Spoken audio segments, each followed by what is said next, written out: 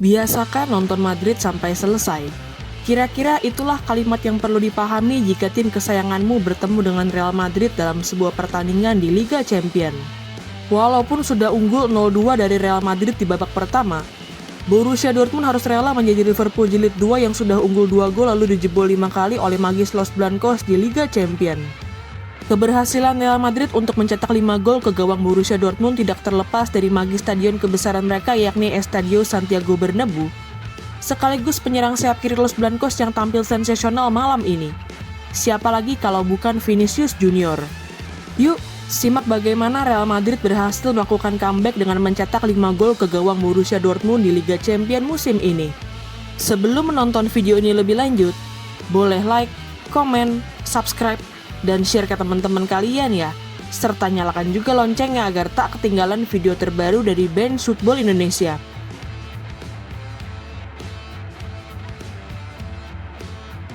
Dalam pertandingan ini, Real Madrid tidak diperkuat oleh dua pemain yang menjadi pilar keberhasilan mereka saat memenangkan final Liga Champions musim lalu kontra Borussia Dortmund. Mereka adalah Toni Kroos yang sudah memutuskan untuk pensiun, dan Dani Carvajal yang harus mengakhiri musim lebih cepat karena mengalami cedera ACL.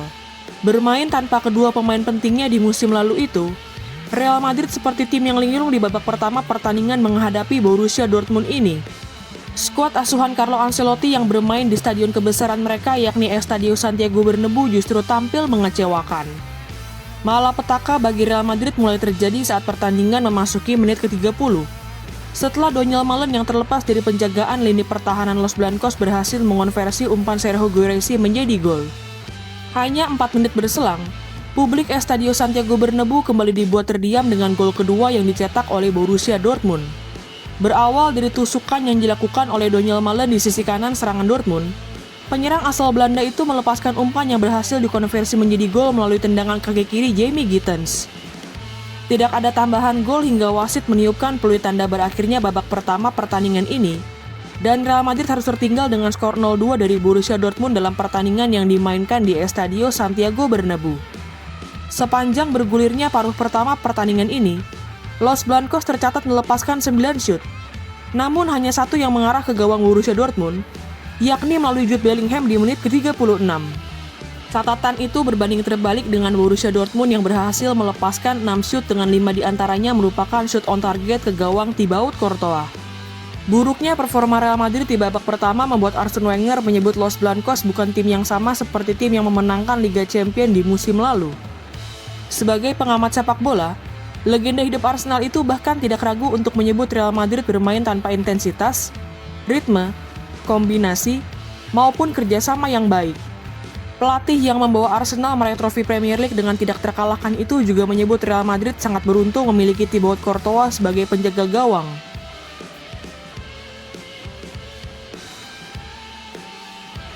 Real Madrid, comeback, dan Liga Champions memang seperti tiga hal yang tidak bisa dipisahkan.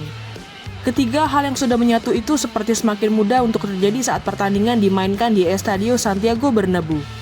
Setelah berulang kali melakukannya saat menghadapi tim-tim besar Eropa, kini giliran Borussia Dortmund yang harus merasakan bagaimana magis Los Blancos saat bermain di Liga Champions. Pertandingan yang sesungguhnya baru dimulai oleh Real Madrid saat pertandingan memasuki menit ke-60. Berawal dari umpan lambung yang dilepaskan oleh Kylian Mbappé dari sisi kanan serangan Real Madrid, Anthony Rudiger berhasil melepaskan sundulan yang memperkecil skor untuk Los Blancos. Hanya 2 menit berselang, puluhan ribu penonton yang memadati Estadio Santiago Bernabeu kembali dibuat bersorak setelah Vinicius Junior berhasil membawa Real Madrid menyamakan kedudukan.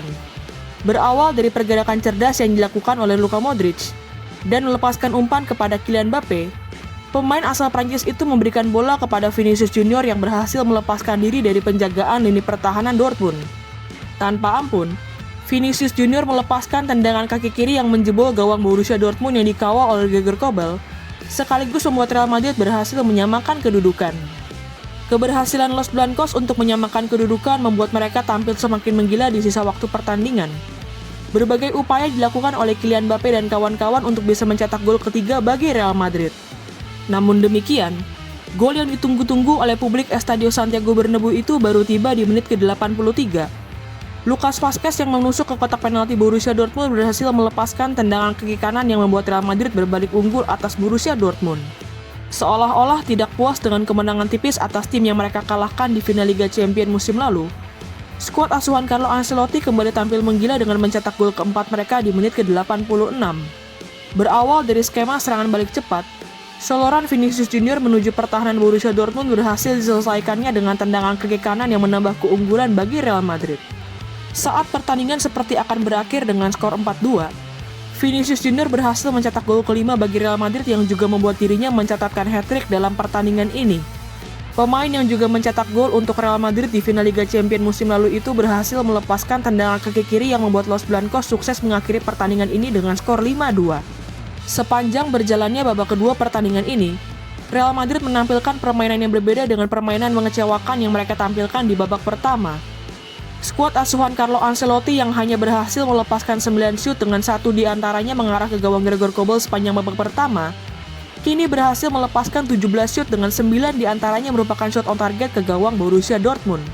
Real Madrid yang unggul dalam segala aspek seperti penguasaan bola, shoot dan shoot on target, tendangan sudut, akurasi umpan, hingga dribble sukses membuat Los Blancos benar-benar mendominasi berjalannya paruh kedua pertandingan ini.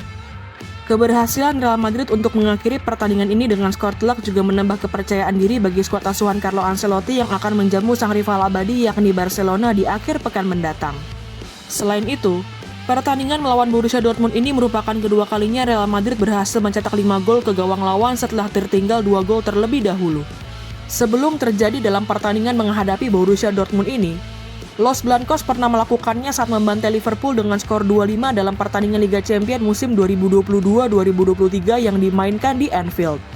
Walaupun berhasil meraih kemenangan melawan Borussia Dortmund, 3 poin yang diraih oleh Real Madrid harus dibayar mahal dengan potensi cedera dari salah satu penyerang andalan mereka, yakni Rodrigo Goes.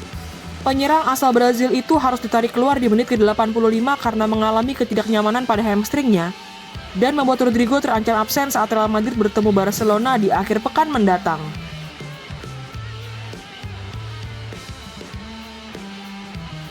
Performa impresif Vinicius Junior yang berperan penting dalam comeback sensasional Real Madrid dengan mencetak hat-trick membuat sang pemain terpilih sebagai pemain terbaik dalam pertandingan ini.